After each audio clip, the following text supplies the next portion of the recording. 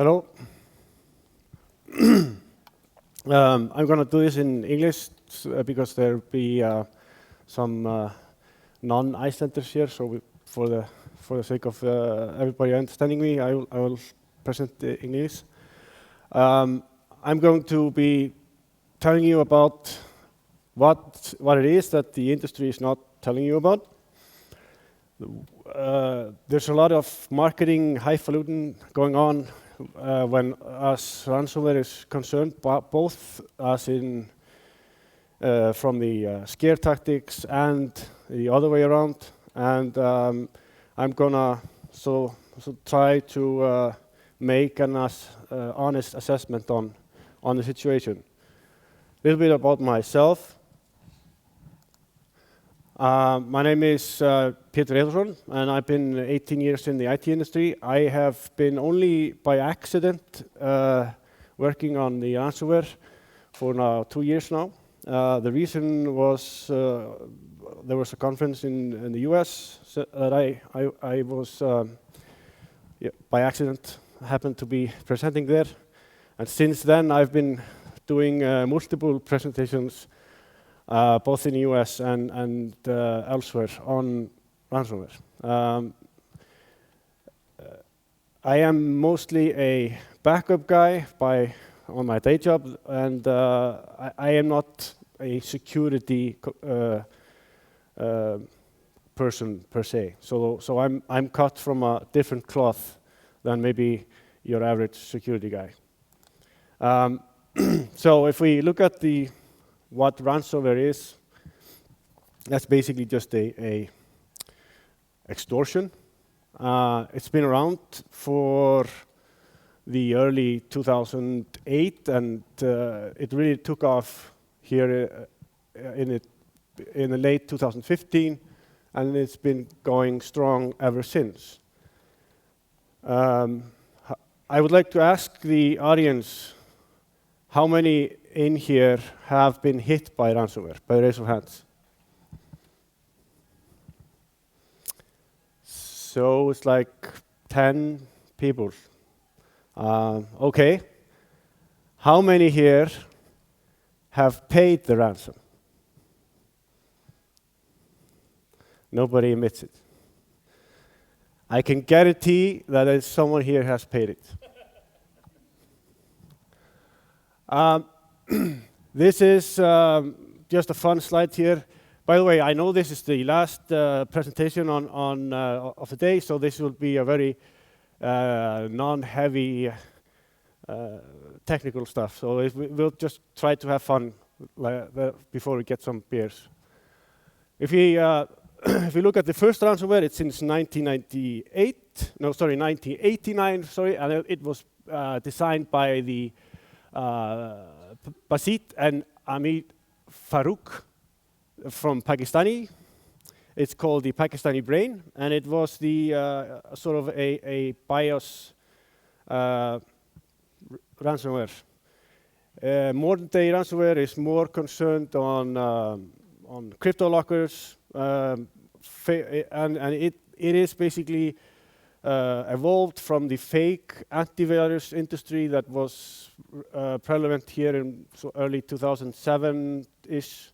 And you could even go as far as talk that this criminal industry has been evolving since the early 2000s, when the fake pharmacies started in Russia. This is the the number of infected cases that's been reported over the last year. I'm gonna now, let's now look at sort of the ecosystem of the ransomware.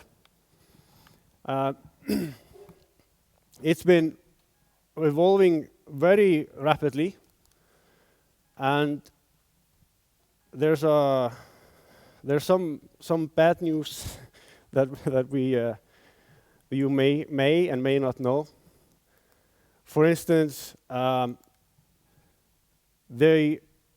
the ransomware developers that have the best customer service make the most money. Ransomware developers, they made more than $1 billion in 2016. And it's believed that only less than 10% of victims report that they were infected. So if there were like, 5 or 10 people that raised their hands here, those are the brave 10 who actually admitted that they actually got hit. It's more than likely that there's many, many more. And there's at least 3 Massachusetts police departments that have admitted to have paid the ransom, even though the authorities say that you should not pay. They obviously do not practice what they preach. And if there's 3 police departments who have paid, then that should mean that there's at least 30 that's done it. And the average ransom is between $200 and $10,000. It really varies greatly. There's a problem with ransomware. It is usually paid through Bitcoin, and Bitcoin is difficult to get a handle on, especially if you are talking to a non-IT person. So this is a hindrance to get to pay the ransom when, for example, your grandmother or family member is hit by it. Then they have no idea how to get Bitcoins to pay the ransom. The ransomware developers, they realize this, and they have taken this into their factor, and they have a very detailed instructions with FAQs, customer support, SLAs. If you don't know how to get ransom, you contact a help desk. If they will not answer you within 4 hours, you can send in a complaint, and et cetera, et cetera. This is real. If we look at the next item on how the antivirus industry has been fighting this, they are based.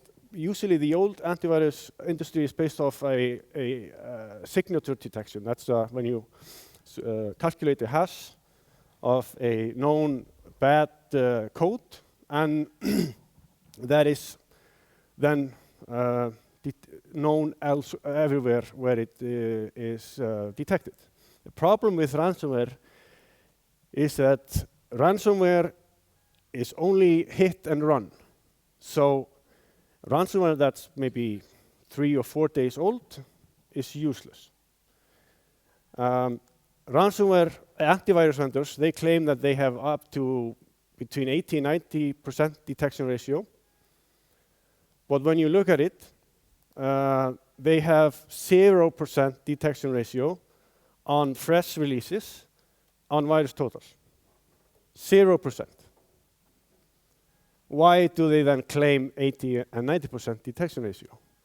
That's because they are counting all the old ones, which really nobody cares about. They're not even going around anymore. So it's only the fresh releases that are the virulent. The other one is just dormant and has no value. Signature detection, obviously, the old signature detection is no longer viable. So the next solution has many names. For example, behavioral analysis detection. It's sometimes called deep learning. It's called artificial intelligence, cognitive behavioral, blah, blah, blah, blah, something. It has many fancy names. Basically, it is, instead of going for the signature, we are now looking at patterns of behavior.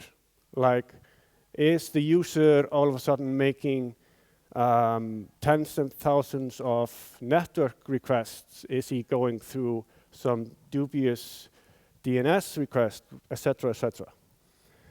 This is much better than signature detection, but the problem with behavioral and AI is for AI to work, it requires huge amount of sample size. And there is no sample size on fresh releases on ransomware. So you're always on square one. So that's why there will be no generalization when it comes to ransomware. And you're stuck with nothing that can be done to stop it. So one thing that we have to admit is that crypto is hard. It is not easy to do crypto. And you can see that from the year 2009 to 2010 to 2011, this is sort of where the gangs that are now the most key players in this industry, they were starting their early developments, and they've grown exponentially better throughout the years. And this is, you can see how they become better and better, and this here is sort of, they're becoming now mature enough to be getting some major money. So the guys who are actually starting here, they have 1, 2, 3, 4 years, something to get the handle of how this is correctly implemented. So they have a problem, the young guys, which is that they can't do this correctly, so they masquerade as the most famous, infamous ransomware, and you don't know if you're being affected by the real experts or if it's some new kid on the block who really doesn't know how he should be doing it and could be left with unrecoverable data. So this is a bad rap for the ransomware developers. So they have a solution for this. Proof of concept. Now, if you are infected with ransomware, you can get one decryption for free as a proof that they can actually decrypt it. So this is directly because there's so many copycats. And they also claim to be very good people. Here's a quote from one of Commander Circle ransomware, where we are good people that help other people with getting job and making the world better. 50% of received payments will go to poor people, sick children, animals, and other good things. Yes, this is very, very noble of them. And it's get even worse. Now we have ransomware as a service. So you can go on some sites on the internet where you can design, if you don't know, because they don't, the main players, they don't want to be the new kids to be developing something that's broken. So they develop this tool for the new guys. Just use our code, and you can just select the name of the ransomware, how much money do you want it, how much do you want what do you want it to exponentially grow over time, etc., etc. This is called Satan ransomware that was discovered in December last year, and here's another one that's a little bit older. And they also have dropper scripts among some other new features. Here's another one from Satan ransomware. You can see the PowerShell script here, Python, how you should use it. They have support, FAQs, the whole shebang. Now, there's also another one, multi-level marketing. Even the worst marketing has been adopted now by ransomware. So what does that mean? That means if you get infected with ransomware, you can't pay, no problem. Just infect 5 other people, and I will give you your keys back. Even give you a cut from what the other people paid. This is what they call customer affiliation program.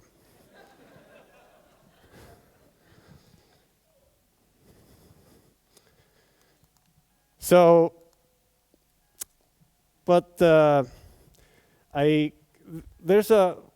because crypto is hard, and it requires an infrastructure, it requires organization, the whole learning curve is not easy.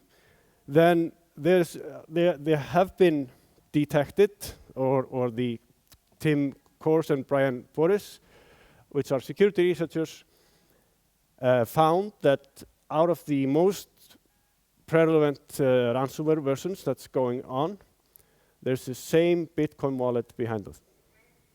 The same Bitcoin wallet. And we sort of know who these individuals are. This is all coming from, mostly all coming from Russia. And you can see there was a lot of organizational grouping that happened between 2010 and 2011, and this is where you start seeing where they start to get better. Also, if you look at the total crime, it's mostly coming from the Russian-speaking language. And if you look at the organizational chart, this is sort of the chart of the organization. You have the leader, then we have the developers. This is where the coding is happening.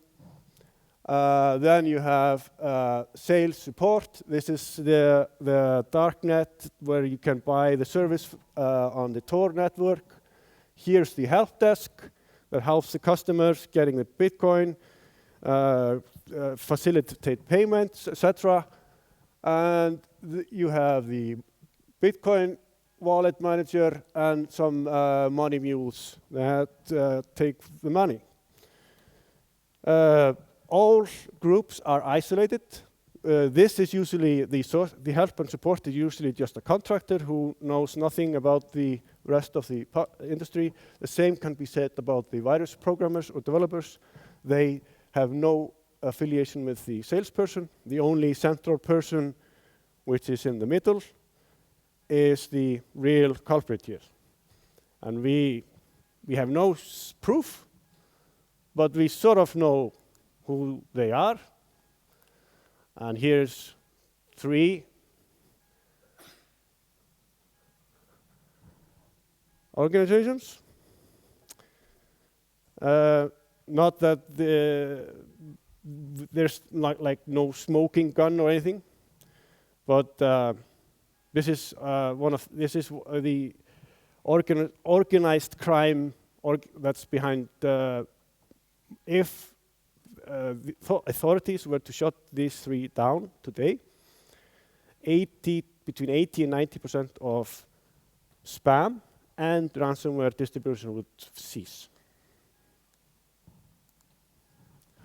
So let's look at the future. What's been happening now? The ransomware development has shifted its focus from end users and more towards vulnerability hunting. And this was apparent in November 2007. This is a typo here. This should be, of course, November 2016. That there was a vulnerability in MongoDB, and within a month, there were over 28,000 hijacks of ransomware on MongoDB on the internet. So, and they were not, by the way, these guys who made this here, those are not the real ones who I've been talking about here. These were just some guys who didn't know what they were doing because they made no effort to really encrypt anything. They just put scrambled data and asked for some rubbish money, and so you never got any data back if you paid. But this is going to be what we're going to see in 2017. If there's a major vulnerability discovered on some business critical application, you will see it being hit by ransomware very quickly. So the importance of patching security vulnerabilities is very, very important. So the focus has shifted on software vulnerabilities, and now we also have cold calls made by 2 victims. In last month, there was a reported cases where ransomware made calls to schools in the UK and said they were from some educational government and they were going to be sending them some emails. They sent in the emails and they got like 80 and 90% infection ratio. So you really can't teach your user anymore how to avoid phishing because they just cold call your users. So, and here's another one that happened last week. A ransomware infected a luxury hotel and locked out the guests. This is a severely sad story though, because here the victim learned exactly the wrong lesson. Instead of going and hardening their security and finding out why they got infected, the hotel manager decided we are not going to use smart keys anymore and we're going to use the old ASA keys. So this is a sad story. So in conclusion, if we go for sort of a summarize, what is it that you should do? And there is patch vulnerabilities immediately, especially if it's critical and especially if it's on the internet or publicly on a DMZ network. Implement, of course, least permissions. I'm not going to go into details here. There are so many resources how to do this, tools and stuff. So and have backups, obviously, and test the backups.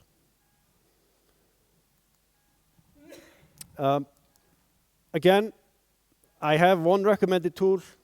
I have no affiliation with that tool, so it's free. It's called Ransom Free by Cybereason.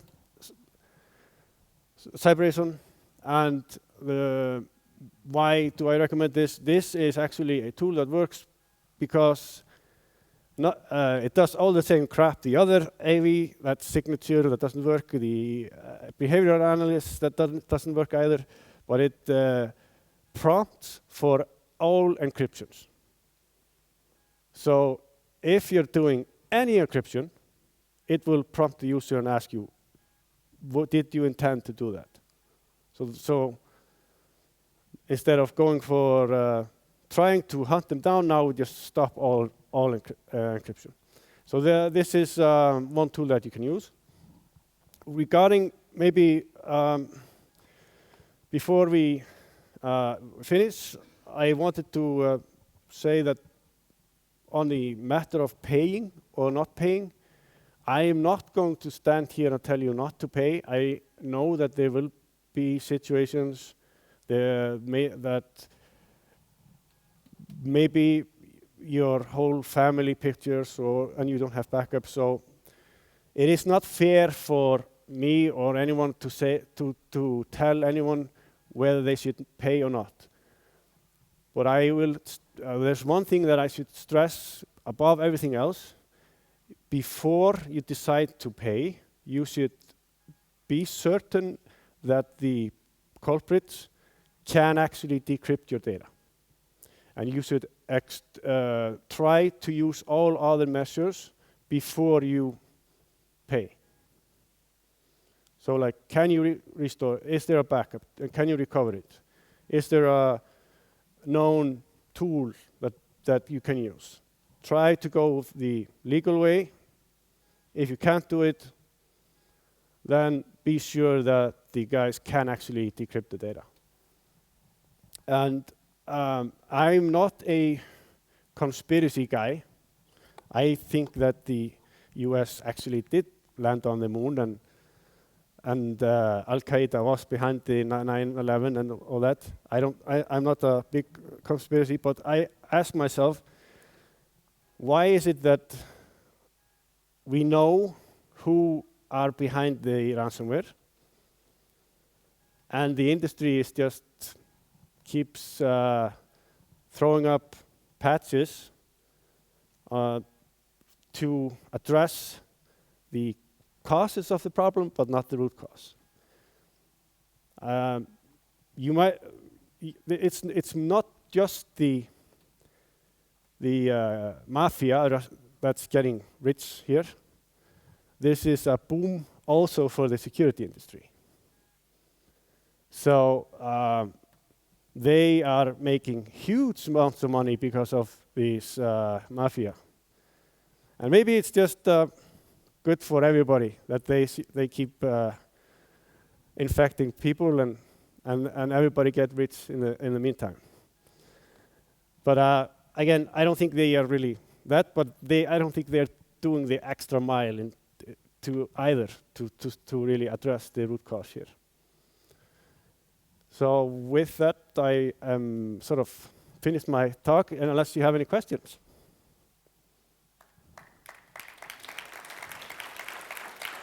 Thank you.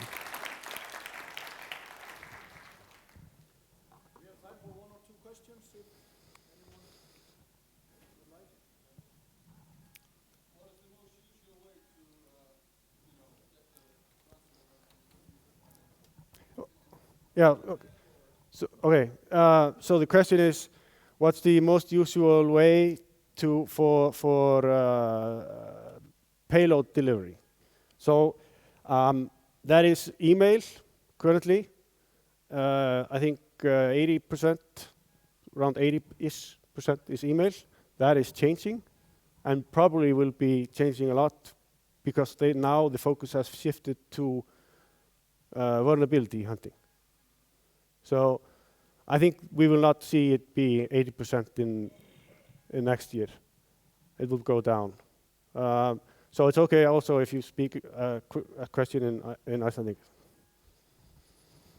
Anyone else? Yes. Yeah, this is a problem on Mac. This is a problem for all applications. Some tools, it depends on the ransomware developers. Some tools are OS specific, but they are becoming more and more application or operating system independent. And yeah, so Mac as well is yes, but there's very few Mac specific ransomware out there. Any other questions? Okay. Okay, thank you. Let's give Pétur a round of applause again.